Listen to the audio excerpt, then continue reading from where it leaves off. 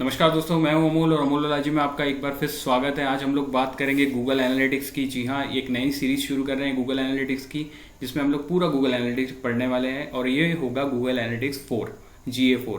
जी हाँ, क्योंकि यही लेटेस्ट वर्जन है गूगल एनालिटिक्स का। पुराने गूगल एनालिटिक्स क्या थे, कैसे थे, वो हम लोग इसी लेक्चर में जानेंगे कि गूगल एनालिटिक्स की हिस्ट्री क्या थी, टाइमलाइन क्या थी, गूगल एनालिटिक्स कैसे अभी तक काम किया है, गूगल एनालिटिक्स के यूज़ क्या है, गूगल एनालिटिक्स का हम लोग यूज़ कैसे करते हैं। अब ये सीरीज बीच में कैसे आई, क्योंकि हम लोग अभी तक डिजिटल मार्केटिंग पढ़ रहे थे, हम लोग वहाँ वेबसाइट बना चुके थे। तो वेबसाइट बनाने के बाद सबसे पहला काम हमारा ये था कि हम उसमें कंटेंट डालें, पर कंटेंट डालने के पहले हमारा काम था कि ट्रैकिंग सेटअप करें। ट्रैकिंग वेबसाइट की गूगल एनालिटिक्स से ही होती है। ट्रैकिंग जो वेबसाइट की है वो गूगल एनालिटिक्स के थ्रू ही होती है, इसलिए हम लोग गूगल एनालिटिक्स को बीच में ही शुरू कर रहे हैं। तो आइए शुरू करते हैं ये क्लास। गूगल एनालिटिक्स के इंट्रोडक्शन पे हम लोग चलते हैं। गूगल एनालिटिक्स की सबसे पहले हम लोग बात करेंगे गूगल एनालिटिक्स की हिस्ट्री की, कि गूगल एनालिटिक्स की हिस्ट्री की हम लोग बात करेंगे। तो गूगल एनालिटिक्स शुरू होता है, देखिए 1997 में एक कंपनी बनती है उर्चिन क्या करती है, अपने कुछ एनालिटिक्स का एक सॉफ्टवेयर बनाती है। गूगल की नज़र उर्चिन पे पड़ जाती है। 2005 में गूगल इसको खरीद लेता है, ठीक है। उसके बाद गूगल क्या करता है, 2009 में गूगल को उर्चिन को चेंज करके एसिंक्रोनाइज वर्जन लेकर के आता है गूगल एनालिटिक्स का। ये पहला वर्जन था गूगल एनालिटिक्स का, जिसको GA1 भी हम लोग कह सकते हैं, GA1 भी। उसके बाद क्या होता है कि गूगल 2014 में एक नया वर्जन लेकर के आता है, जिसको हम लोग कहते हैं यूनिवर्सल एनालिटिक्स। हाँ, जिसको अभी तक हम लोग यूज कर रहे हैं। कई सारे वेबसाइट्स अभी भी अपग्रेड नहीं हुए हैं GA4 पे, अभी भी वो यूनिवर्सल एनालिटिक्स यूज कर रहे हैं। आपको यदि यूनिवर्सल एनालिटिक्स और गूगल एनालिटिक्स, यूनिवर्सल एनालिटिक्स अगर आप यूज़ कर रहे हैं और आपको गूगल एनालिटिक्स 4 के बारे में और जानना है, तो आप मेरा आई बटन पे वीडियो देख सकते हैं, जिसमें मैंने गूगल एनालिटिक्स और गूगल यूनिवर्सल एनालिटिक्स को कंपेयर किया हुआ है, या मैंने बताया हुआ है कि यूनिवर्सल एनालिटिक्स से गूगल एनालिटिक्स 4 में क्या नए फीचर है। 2014 में गूगल एनालिटिक्स बन जाता है, बहुत पॉपुलर टूल होता है ये। उसके बाद 2020 आता है और 2020 में गूगल एनालिटिक्स 4 लॉन्च हो जाता है। जी हाँ, ये गूगल एनालिटिक्स 4 ही इसका लेटेस्ट वर्जन है, जिसमें गूगल एनालिटिक्स काम करेगा।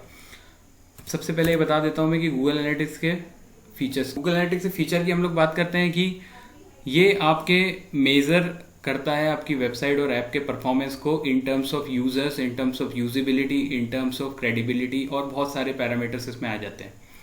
एक यूजर आ रहा है वेबसाइट पे, तो वो क्या देख रहा है, कितने समय तक रुक रहा है, क्या उसको आपका कंटेंट पसंद आ रहा है, क्या वो किस कीवर्ड से आ रहा है, ये सब आपको पता करना है। तो ये सब आपको बताता है गूगल एनालिटिक्स। मतलब आपके ऐप और मोबाइल के जो आपकी वेबसाइट्स है, उसको ट्रैक करने के लिए या उसके परफॉर्मेंस को ट्रैक करने के लिए इस टूल का यूज़ होता है। अगले हम लोग बात करेंगे कि ये आपको मार्केटिंग एफर्ट में सबसे ज़्यादा हेल्प करता है। मैं मार्केटिंग एफर्ट कर रहा हूँ, मैं कैंपेन चला रहा हूँ साउथ अफ्रीका में, और मुझे यूजर्स मिल रहे हैं ऑस्ट्रेलिया से, तो कोई मतलब नहीं है ना, क्योंकि मेरे को मेरा प्रोडक्ट सेल करना है साउथ अफ्रीका में, लेकिन मेरे यूजर्स आ रहे हैं ऑस्ट्रेलिया से। वो यूजर्स मेरे किसी काम के नहीं हैं, क्योंकि मैं तो प्रोडक्ट अफ्रीका में सेल करने जा रहा हूँ ना। तो ये मेरे को बताता है कि मेरे कैंपेन सही चल रहे हैं या नहीं, क्योंकि इसके थ्रू हम लोग demographically, age wise, location wise सारी चीजें ट्रैक कर सकते हैं कि यूजर्स कहाँ से आया, और आने के बाद उसने अपनी वेबसाइट मतलब हमारी वेबसाइट में कहाँ कहाँ उसने विजिट किया, किस सेक्शन पे उसने ज़्यादा समय बिताया, ये सब हम लोग इसके थ्रू ट्रैक कर सकते हैं, ठीक है। फिर हम लोग क्या कर सकते हैं कि किस टाइप के प्रोडक्ट पे इंटरेस्ट ज़्यादा जा रहा है। अब मान के चलो 10 प्रोडक्ट लिस्ट है, उसमें से एक प्रोडक्ट बहुत ज़्यादा लोग मांग रहे हैं और एक प्रोडक्ट पे लोग जा ही नहीं रहे हैं, क्योंकि हो सकता है उसकी टैगलाइन गलत हो, या हो सकता है उसमें जो डिस्क्रिप्शन लिखा हो वो इरिलीवेंट हो, या उस प्रोडक्ट के बारे में जो मैंने लिखा हुआ है वो ज़्यादा कैची ना हो। तो ये हमको बताता है कि अपने प्रोडक्ट को अपने वेबसाइट में अगर आपको और यूजर्स लाना है, या और यूजर्स आपके जहाँ भी आ रहे हैं वो कहाँ आ रहे हैं और दूसरी जगह पे नहीं आ रहे हैं, तो आप उस पर वर्कआउट करके वहाँ पे अपने यूजर्स को बढ़ा सकते हैं। अगली हम लोग बात करते हैं रियल टाइम ट्रैकिंग। जी हाँ, इसमें एक रियल टाइम का ऑप्शन रहता है, जिसमें पता लग जाता है कि एट ए टाइम आपकी वेबसाइट पे कौन बैठा है, कहाँ से बैठा है। तो जनरली जो कैंपेन्स हम लोग ईमेल मार्केटिंग वगैरह के कैंपेन चलाते हैं या एसएमएस भेजते हैं, तो एसएमएस से हम लोग जब लिंक भेजते हैं किसी को, उस लिंक पे क्लिक करके अगर बंदे हमारे, जैसे मैं 5000 एसएमएस किसी को भेज दिए, अब वो 5000 एसएमएस में से 2000 लोग तुरंत उस लिंक पे क्लिक करके मेरी वेबसाइट पे आ गए, तो मेरे को तुरंत पता लग जाएगा कि भाई हाँ, 5000 में से 2000 इस वेबसाइट पे आ गए, बशर्ते आपने वहाँ यूटीएम पैरामीटर लगाया हुआ हो। यूटीएम पैरामीटर क्या होता है, हम लोग आगे बिल्कुल इसी सीरीज में पढ़ने वाले हैं कि यूटीएम पैरामीटर क्या होता है, कैसे काम करता है और उसका क्या बेनिफिट है, ठीक है। अगली हम लोग बात करते हैं डेमोन्स्ट्रेशन गोल एक्विजिशन। हाँ जी हाँ, आप यहाँ पे एक गोल सेट कर सकते हो अपना गूगल एनालिटिक्स में कि मुझे फॉर्म फिल चाहिए, मुझे कोई प्रोडक्ट परचेज करवाना है लोगों को, मुझे कोई प्रोडक्ट का सेल चाहिए, मुझे इतने डॉलर में प्रोडक्ट बेचना है, तो आप यहाँ गोल एक सेटअप कर दो और उस गोल के अकॉर्डिंग काम करते रहो, तो आप यहाँ पे ट्रैक कर पाओगे। जैसे मैंने बोला कि मेरे पास एक वेबसाइट है जहाँ बच्चों को मैं बुला करके फॉर्म भरवाना चाह रहा हूँ, तो वहां पे कितने बच्चे फॉर्म भर रहे हैं ये मेरे को गूगल एनालिटिक्स में गोल सेट करना पड़ेगा, और जैसे ही बच्चे वेबसाइट पे आएंगे फॉर्म भरेंगे तो मेरे को काउंट आ जाएगा कि 1 काउंट वहां पे हो गया, बशर्ते उसको सेटअप करना पड़ेगा।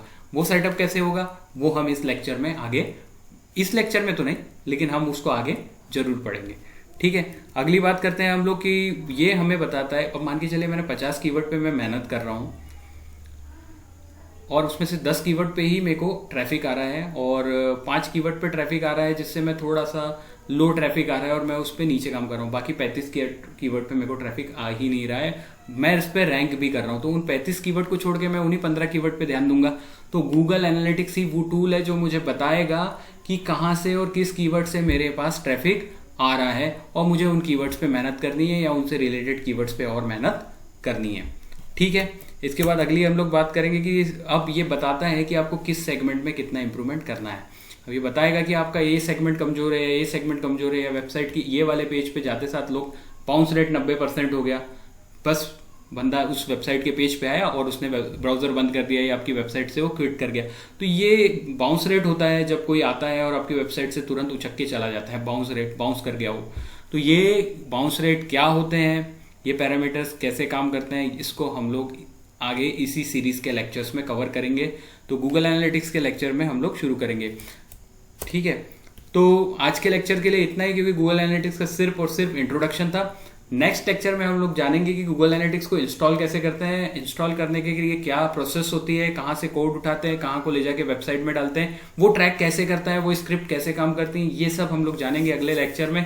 2 दिन बाद वो लेक्चर आएगा, मिस मत करिएगा। अगर आप वेबसाइट या मोबाइल ऐप यूज कर रहे हैं तो आपको ट्रैकिंग की जरूरत पड़ेगी ही पड़ेगी।